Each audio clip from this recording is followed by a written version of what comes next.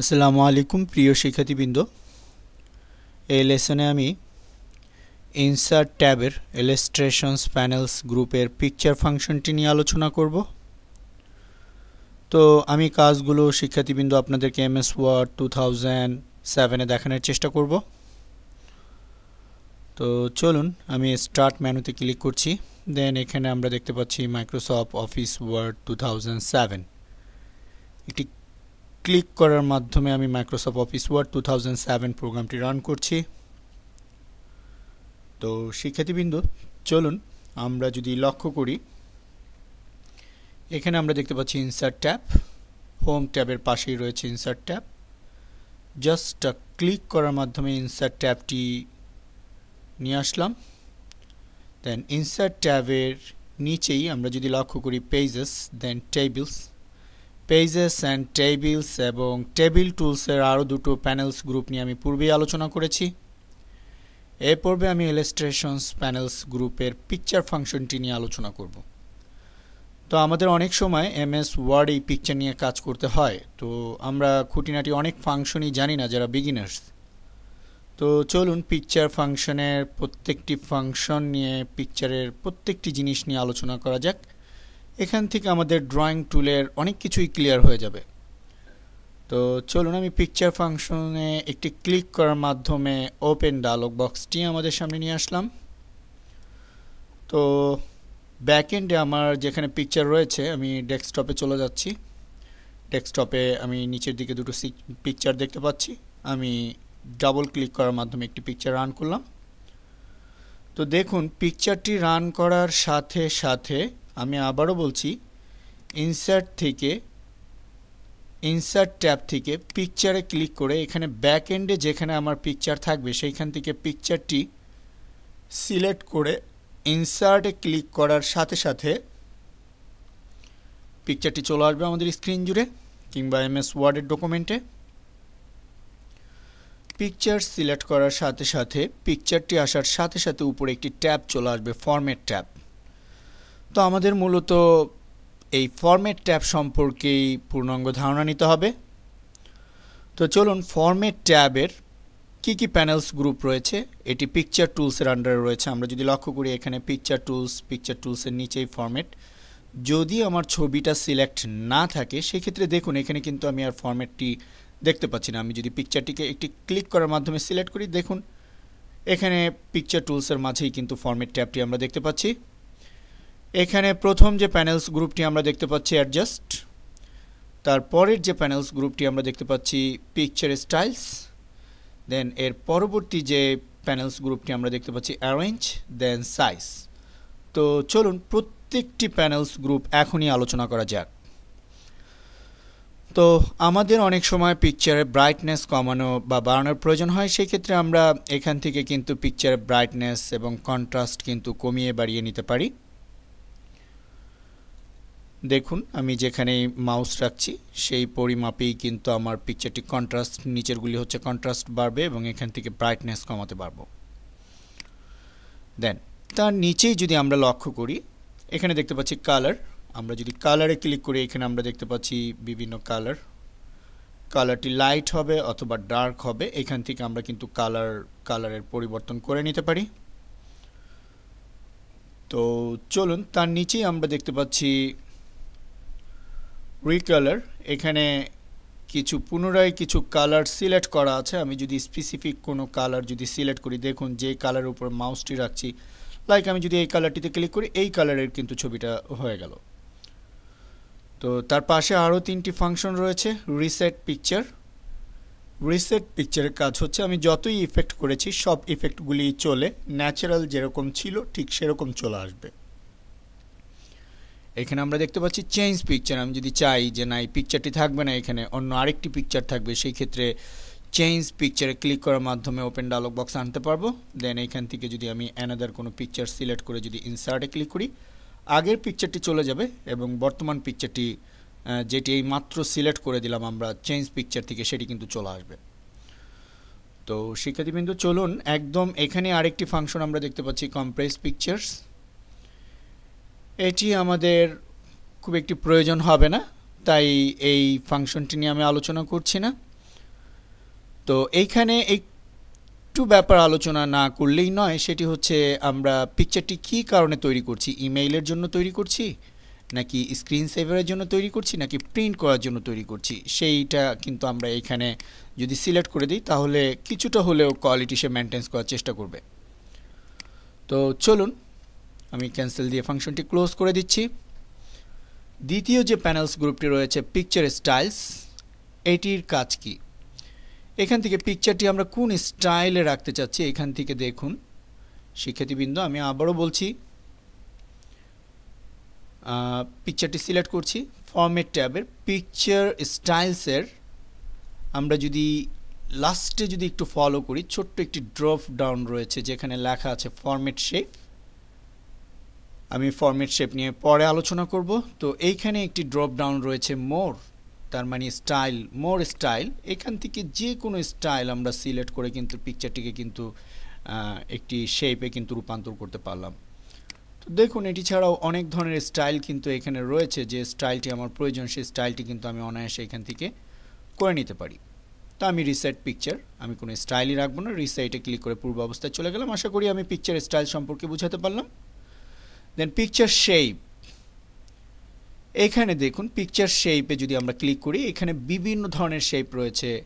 Like আমি যদি এই হার্ট, এই পিকচারটি যদি আমরা সিলেক্ট করে দিই তাহলে দেখুন পিকচারটির স্টাইল কিন্তু একটি হার্টের মতো করে কিন্তু চলে আসলো। ঠিক এমনিভাবে আমি যদি চাই যে না একটি অ্যারো থাকবে, দেখুন আমি পিকচার দিয়ে কিন্তু একটি অ্যারো তৈরি করে ফেলতে পারলাম।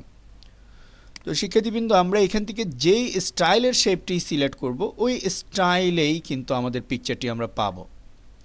তো চলুন আমি রিসেট পিকচারে ক্লিক করে আমি পূর্ব অবস্থায় ফিরে যাচ্ছি।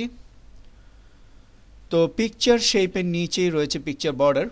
আমি পিকচার বর্ডারে একটি ক্লিক করার মাধ্যমে দেখুন এখানে আমরা দেখতে পাচ্ছি উইথ, আমরা যদি পিকচারে কোনো বর্ডার দিতে চাই, লাইক মোর লাইন, আরও লাইন রয়েছে এখানে। আমি আপাতত পিকচার বর্ডারের উইথ এটি আমি 6 পিটি করে দিচ্ছি। দেন বর্ডারে একটি কালার হবে, সেই ক্ষেত্রে আমি পিকচার বর্ডারে ক্লিক করে এখান থেকে যে কোনো একটি কালার সিলেক্ট করে কিন্তু দৃষ্টিনন্দন একটি বর্ডার কিন্তু খুব অনায়াসেই আমি করে নিতে পারি। এটি ছাড়াও পিকচারের এই বর্ডারসে ক্লিক করে আমরা এখানে দেখতে পাচ্ছি ড্যাশ, অর্থাৎ বর্ডারটি ড্যাশ স্টাইলের যদি আমরা চাই সেক্ষেত্রে কিন্তু আমরা ড্যাশ স্টাইলেরও কিন্তু আমরা বর্ডার করে নিতে পারি। তো চলুন পিকচারটি সিলেক্ট করা যাক। তো পিকচার বর্ডারের নিচেই রয়েছে পিকচার ইফেক্টস। তো পিকচার ইফেক্টসের ড্রপ ডাউনে যদি আমরা ক্লিক করি এখানে বেশ কিছু ইফেক্ট আমরা দেখতে পাচ্ছি। আমরা এখান থেকে যে কোনো একটি ইফেক্ট কিন্তু সিলেক্ট করে কিন্তু আমরা দৃষ্টিনন্দন কিন্তু আমাদের ছবি কিন্তু আমরা তৈরি করে নিতে পারি। এখানে শ্যাডো রয়েছে, বিভিন্ন শ্যাডো কিন্তু আমরা কিন্তু পিকচারের নিচে দিতে পারি। বিভিন্ন স্টাইলের দেখুন এই ফাংশনটি যদি আমরা রিফ্লেকশন, এই ফাংশনটি যদি সিলেক্ট করি তাহলে দেখুন পিকচারের নিচে কিন্তু আবার একটি রিফ্লেক্স আকারে কিন্তু আরেকটি পিকচার কিন্তু বের হয়ে আসছে। তো পিকচার ইফেক্ট থেকে আমরা এখান থেকে বিভিন্ন ধরনের পিকচার ইফেক্ট কিন্তু আমরা দিতে পারি। আমরা যদি চাই 3D রোটেশন হবে সেই ক্ষেত্রে কিন্তু আমরা 3D রোটেশনও কিন্তু আমরা এখান থেকে করে নিতে পারি। তো শিক্ষার্থীবৃন্দ, খুব অনায়াসেই আমরা এগুলো একটু প্র্যাকটিস করে দেখব, তাহলেই আমাদের ব্যাপারগুলো কিন্তু ফুললি ক্লিয়ার হয়ে যাবে। আমরা দেখুন আমরা যদি পিকচার ইফেক্টসের এখানে ক্লিক করে আমরা একদম নিচে যে 3D রোটেশন রয়েছে এখান থেকে একদম নিচের দিকে যদি আমরা লক্ষ্য করি 3D রোটেশনের ভেতরে একদম নিচের দিকে 3D রোটেশন অপশনসে যদি আমরা ক্লিক করি 3D রোটেশন অপশনসটি আমাদের সামনে চলে আসছে। আমরা যদি চাই 3D রোটেশনটা একটু ডিফারেন্ট করে দিব, দেখুন আমরা কিন্তু এই রোটেশনগুলি ক্লিক করে করে কিন্তু পিকচারের রোটেশনগুলি কিন্তু আমরা খুব অনায়াসেই কিন্তু চেঞ্জ করে দিতে পারছি। ঠিক এভাবে আমরা আমাদের পিকচারগুলো কিন্তু আমাদের মনের মতো করে দৃষ্টিনন্দন আকর্ষণীয় করে কিন্তু আমরা খুব অনায়াসেই কিন্তু তৈরি করে ফেলতে পারবো। তো চলুন এ পর্বে আমি অ্যারেঞ্জ প্যানেলস গ্রুপটি নিয়ে আলোচনা করব। আশা করি অ্যাডজাস্ট অ্যান্ড পিকচার স্টাইলস এই দুটো প্যানেলস গ্রুপ নিয়ে আমি আপনাদেরকে বোঝাতে পারলাম। তো অ্যারেঞ্জ এটির কাজ কি? তো তার আগে চলুন আমরা রিসেট পিকচার মিন্স পিকচারটি প্রথমে যখন আমি নিয়ে আসছিলাম ঠিক সেরকম অবস্থাতে চলে যাবে। তো পজিশন, পিকচারটি পেজের কোন পজিশনে রাখবো, অর্থাৎ আমার যে ডকুমেন্টটি রয়েছে এই ডকুমেন্টের কোন পজিশনটিতে আমাদের পিকচারটি থাকবে সেই পজিশনটি কিন্তু আমরা এখান থেকে সিলেক্ট করে দিতে পারি পজিশন থেকে। টেক্সট র্যাপিং, দেখুন আমি পিকচারটিকে চাইলেই আমি কোনো দিকে মুভ করাতে পারছি না মাউস দিয়ে ক্লিক করে ধরে। এটি কিন্তু একটি বিগ প্রবলেম, আমরা অনেক সময় এই প্রবলেমটি সাফার করি। আমরা যারা বিগিনার পিকচার আনি বাট পিকচারটা একটু সরাতে চাই বাট পারছি না, কোনোভাবেই পারছি না, অ্যারো কি দিয়েও যাচ্ছে না, এটি যাবে না।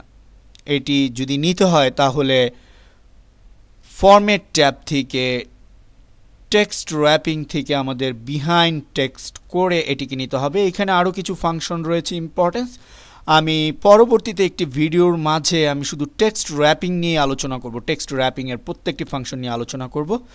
আপাতত আমি শুধু অনলি বিহাইন্ড টেক্সট যে ফাংশনটি রয়েছে এই ফাংশনটি নিয়ে আমি আলোচনা করব। তো আমি যদি এ পর্বে বিহাইন্ড টেক্সটে ক্লিক করি তাহলে দেখুন এই পিকচারটিকে কিন্তু আমি যেদিকে চাই ক্লিক করে কিন্তু মুভ করাতে পারবো, কিন্তু কিছুক্ষণ আগে কিন্তু এই পিকচারটিকে আমরা কোনো দিকে মুভ করাতে পারছিলাম না। তো শিক্ষার্থীবৃন্দ, তো টেক্সট র্যাপিংয়ের মাঝে বিহাইন্ড টেক্সটের কাজ কি এইটি আমি আপাতত আপনাদেরকে বুঝাতে পারলাম। এবং এ পর্বে যদি আমি এখানে টাইপ করি তাহলে পিকচারটি কিন্তু নিচের দিকেই থাকবে। আমি যদি এখানে টাইপ করতে থাকি, কিছু লেখি, দেখুন পিকচারের উপর দিয়েই কিন্তু লেখাটি যাবে, পিকচারটি টেক্সটের পিছনে থাকবে এবং পিকচারটিকে সব দিকে আমরা মুভ করাতে পারবো। তো চলুন ফরম্যাট ট্যাবের টেক্সট র্যাপিংয়ের একটি ফাংশন নিয়ে আলোচনা করলাম। এখানে আমরা দেখতে পাচ্ছি bring to font, send to back, খুবই ইম্পর্টেন্ট দুটো ফাংশন। তো এই ফাংশন দুটো দেখানোর জন্য আমাকে আরেকটি পিকচার নিতে হবে। আমি ইনসার্টে ক্লিক করে পিকচার্সে ক্লিক করে এখান থেকে আমি আরেকটি পিকচার ইনসার্ট করছি। তো দেখুন এই পিকচারটিকে কিন্তু আমি মুভ করাতে পারছি না। তো যদি মুভ করাতে হয় অবশ্যই টেক্সট র্যাপিং থেকে বিহাইন্ড টেক্সটে ক্লিক করে আমি পিকচারটিকে মুভ করাতে পারবো। তো আমরা দেখতে পাচ্ছি এই পিকচারটি উপরে এবং পিছনের পিকচারটি নিচে, বাট আমি চাচ্ছি পিছনের পিকচারটি থাকবে উপরে এবং এই পিকচারটি থাকবে নিচে। সেই ক্ষেত্রে আমরা এই পিকচারটি সিলেক্ট করে আমরা যদি ব্রিং টু ফন্টে ক্লিক করি তাহলে দেখুন এই পিকচারটি কিন্তু চলে আসলো। তো আমি যদি চাই না এই পিকচারটি থাকবে নিচে তাহলে সেন্ড টু ব্যাকে ক্লিক করে কিন্তু আমি আবারও কিন্তু এই পিকচারটিকে নিতে পারলাম। অর্থাৎ একের অধিক শেপ নিয়ে যদি যখন আমরা কাজ করি তখন আমরা অনেক সময় প্রবলেমে পড়ে যাই, এই ছবিটা উপরে থাকবে, এই ছবিটা নিচে থাকবে। এই কাজগুলো আমরা ব্রিং টু ফন্ট এবং সেন্ড টু ব্যাক দিয়ে আমরা কিন্তু খুব অনায়াসেই করে ফেলতে পারবো। তো চলুন এখানে আমরা দেখতে পাচ্ছি রোটেট, আমরা জানি মিন্স মুভ করানো বা ঘুরানো। আমরা এখান থেকে পিকচারকে কিন্তু বিভিন্নভাবে রোটেট করে নিতে পারি আমাদের প্রয়োজন অনুযায়ী। অ্যালাইন, অর্থাৎ পিকচারটি অ্যালাইন কোন পাশে হবে, align left, align centre, right, top, middle. দেখুন মাঝের দিকে কিন্তু আমাদের ডকুমেন্টের একদম মাঝামাঝি কিন্তু অ্যালাইন হলো। তো আমি যদি চাই একদম সেন্টার, অ্যালাইন সেন্টার, দেখুন একদম মাঝের দিকে কিন্তু রাইটে চলে আসলো, অ্যালাইন টপ, টপে চলে আসলো। ঠিক এইভাবে আমরা আমাদের পিকচারকে আমাদের প্রয়োজন মতো আমরা অ্যালাইন করে নিতে পারবো। তো আমি আশা করি অ্যারেঞ্জ এই ফাংশনটি সবাই প্র্যাকটিস করে দেখব। তো অ্যারেঞ্জের ভিতরে আরেকটি ফাংশন রয়েছে গ্রুপ, এটির কাজ কি? আমরা অনেক সময় অনেকগুলো শেপ নিয়ে কাজ করি। তো আমরা যখন আমাদের কাজটা যখন শেষ হয়ে যায় তখন আমরা চাই যে এগুলো যাতে কোনোভাবে মুভ না করে, এগুলো যাতে একসাথে থাকে শেপগুলো, সেই ক্ষেত্রে আমাদের অ্যাডজাস্ট করে দিতে হয়, গ্রুপ করে দিতে হয়। আমি এই ছবিটি সিলেক্ট করলাম। তো একের অধিক অবজেক্ট সিলেক্ট করার জন্য আমরা কিবোর্ড থেকে শিফট প্রেস করে ধরে যদি এই ছবিতে ক্লিক করি তাহলে দেখুন এটি এবং এই পাশের ছবিটি দুটোই কিন্তু সিলেক্ট হয়ে গেল। আমি আবারও বলছি, এখানে একটি ক্লিক করলাম, দেন আমি যদি এখন এই ছবিটি সিলেক্ট করতে চাই, নর্মালি যদি আমি একটি ক্লিক করি তাহলে কিন্তু এই ছবিটি ডিসিলেক্ট হয়ে গেল এবং এই ছবিটি কিন্তু সিলেক্ট হলো। আর আমি যদি কিবোর্ড থেকে শিফট কি প্রেস করে ধরে যদি আমি এই ছবির মাঝে একটি ক্লিক করি তাহলে দেখুন দুটি পিকচারই কিন্তু সিলেক্ট হয়ে গেল। এ পর্বে আমরা যদি গ্রুপ করতে চাই, আমি এখানে পিকচার গ্রুপ হবে না, আমি গ্রুপ ফাংশনটি নিয়ে ইনসার্ট ট্যাবের শেপস নিয়ে যখন আমি আলোচনা করব তখন আমি এই গ্রুপটি নিয়ে পরিপূর্ণভাবে আলোচনা করব। তো চলুন এই পর্বে সাইজ নিয়ে আলোচনা করা যাক। এটির সাইজ কি হবে? আমি চাচ্ছি পাসপোর্ট সাইজের এই পিকচারটি হবে। সেই ক্ষেত্রে আমি এখানে লিখে দিচ্ছি 1.5, উইথ দিচ্ছি 1.5 এবং হাইট দিচ্ছি 1.9। তাহলে দেখুন খুব অনায়াসেই কিন্তু আমরা একটি পাসপোর্ট সাইজের ছবি কিন্তু আমরা তৈরি করে ফেলতে পারলাম এমএস ওয়ার্ডে, অথবা যে কোনো সাইজ প্রয়োজন হোক না কেন আমি কিন্তু এখানে উইথ এবং হাইট দিয়ে কিন্তু আমরা কিন্তু খুব অনায়াসেই কিন্তু একটি নির্দিষ্ট কোনো সাইজ কিন্তু ছবির করে নিতে পারি। ক্রপের কাজ কি? দেখুন আমি চাচ্ছি ছবির উপরের এই অংশটুকু, অর্থাৎ উপরের এই অংশটুকু আমার প্রয়োজন নেই, সেই ক্ষেত্রে আমি ক্রপে ক্লিক করতে পারি। ক্রপে ক্লিক করে এই জায়গাটায় যখন মাউস নিয়ে আসবো, দেখুন মাউসটি কিন্তু এই মুহূর্তে যদি লক্ষ্য করি মাউসটি দেখুন একটি ডিফারেন্ট রূপ ধারণ করলো। ঠিক এই অবস্থাতে ক্লিক করে ধরে যদি নিচের দিকে টেনে ড্রাগ করি উপরের অংশটুকু কেটে যাবে। ক্রপ মিন্স হচ্ছে কাটা। দেখুন আমি এই সাইড থেকে একটু কেটে দিতে চাচ্ছি, সেই ক্ষেত্রে এখানে অবশ্যই এটি সিলেক্ট করে নিতে হবে এবং এই মুহূর্তে আমরা যে আইকনটি দেখতে পাচ্ছি ক্রপের আইকন, এখানে মাউসটি রেখে দেখুন ক্লিক করে ধরে যদি আমি এভাবে টেনে ড্রাগ করি তাহলে দেখুন এই সাইড থেকে কাটতে পারলাম। আবার যদি বাম দিক থেকে কাটতে চাই এই জায়গাটায় মাউসটি রেখে ক্লিক করে ধরে টেনে ড্রাগ করে এই পর্যন্ত ছেড়ে দিলাম। দেখুন তাহলে ছবিটিকে কিন্তু আমরা আমাদের প্রয়োজন মতো ক্রপ করে নিতে পারলাম। যে অংশটুকু আমাদের প্রয়োজন নেই, সাইডের যে অংশটুকু আমাদের বাদ দেওয়া দরকার, ক্রপের মাধ্যমে কিন্তু খুব অনায়াসেই কিন্তু আমরা বাদ দিয়ে দিতে পারি।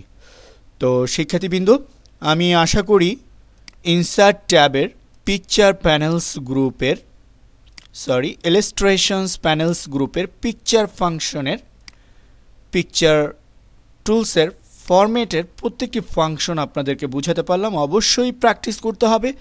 যদি কোনো ফাংশন আমরা না বুঝে থাকি অবশ্যই কমেন্টস করব, আমি ট্রাই করব আরও ছোট করে, আরও আলোচনা করে এবং খুব সুন্দরভাবে প্রেজেন্ট করতে, যাতে প্রত্যেকটি ফাংশন আপনারা খুব চমৎকারভাবে নখদর্পণে আনতে পারেন ইনশাআল্লাহ। আল্লাহ হাফেজ।